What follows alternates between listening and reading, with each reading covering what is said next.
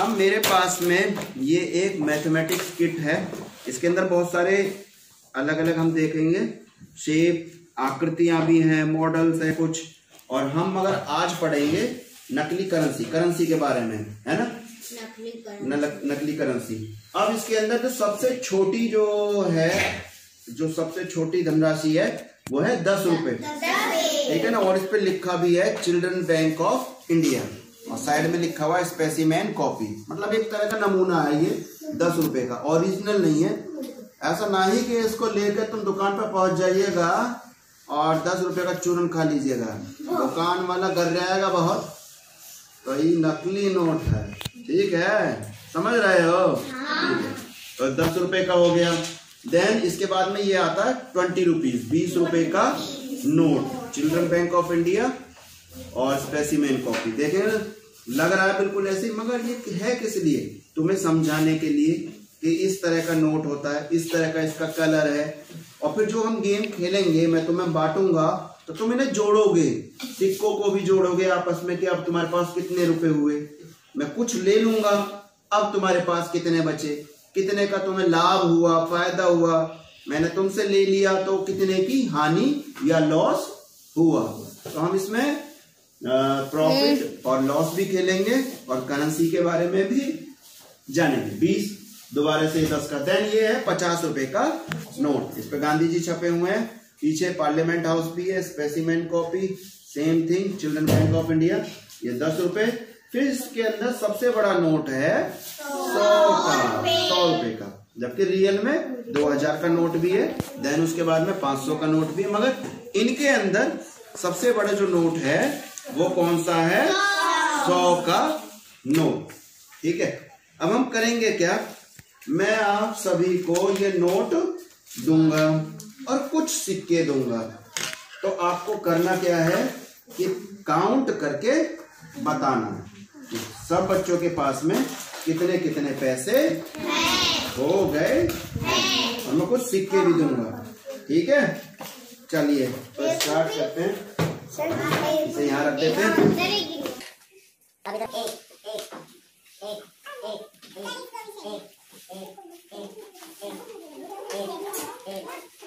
आप कुछ नोट दोबारा से दे रहा हूँ।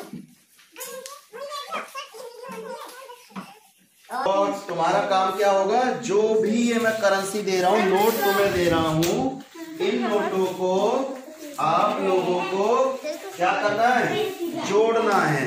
अब ये कुछ सिक्के भी है मेरे पास में, अब इन सिक्कों को भी मैं बांटूंगा। अपने आप देखना किसके पास में कौन कौन सा सिक्का आ रहा है।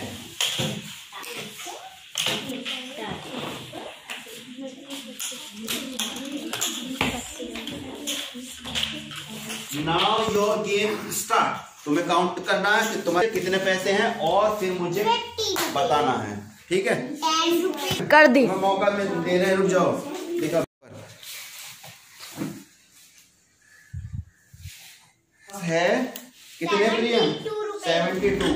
ये 50, 10, 60, 70 और 71 और 72। तो इसके पास कितने हो गए, 72 रुपीज।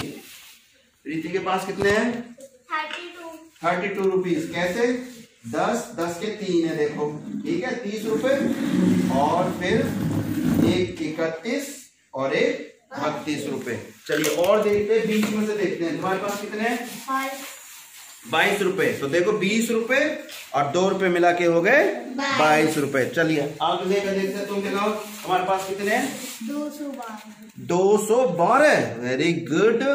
तो 100 का नोट ये, 200 और 210 और 12, वेरी गुड, 212 रुपए।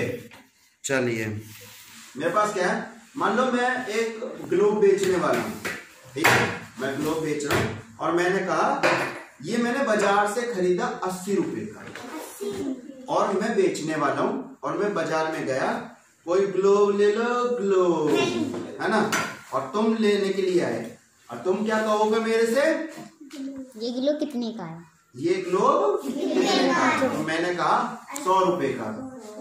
ठीक है, तो तुम मुझे कितने रुपए दोगे? 100 रुपए। नहीं होगा मिल गए ये 100 रुपए। अब ये 100 रुपए का मैंने ग्लोव इसको बेच दिया। अब लिया मैंने, ये था 80 रुपए का और मैंने 100 रुपए का बेच दिया। मुझे कितने का फायदा हुआ? 20 रुपए का। 20 रुपए का है ना, 80 का था, 20 रुपए और लगाए, 100 में खरीद लिया, मुझे 20 रुपए का फायदा हो गया। अब दूसरी बात, एक चीज और है भैया, मैं ये देख रहा हूँ एक मॉडल है, ये भी हार्ट का मॉडल है ना। मैंने कहा भैया 50 का ले लो, 50 का मॉडल, तो एक आया, मैंने कि भैया हमें दे दो।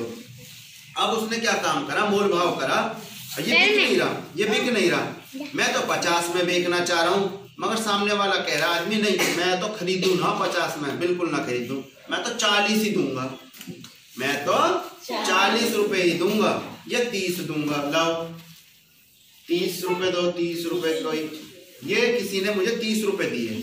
अब मुझे तो बेचना था, अब मैंने 30 रुपए में उसे बेच दिया। खरीदा मैंने 50 रुपए में था और बेच दिया 30 रुपए में, तो इसको क्या हो गया? 20 का फायदा, इसे फायदा हो गया और मुझे क्या हो गया? मुझे क्या हो गया? घाटा। कितने का घाटा? 20 रुपए का घाटा। ठीक है, यही है प्रॉफिट और लॉस का कॉन्सेप्ट। चलिए।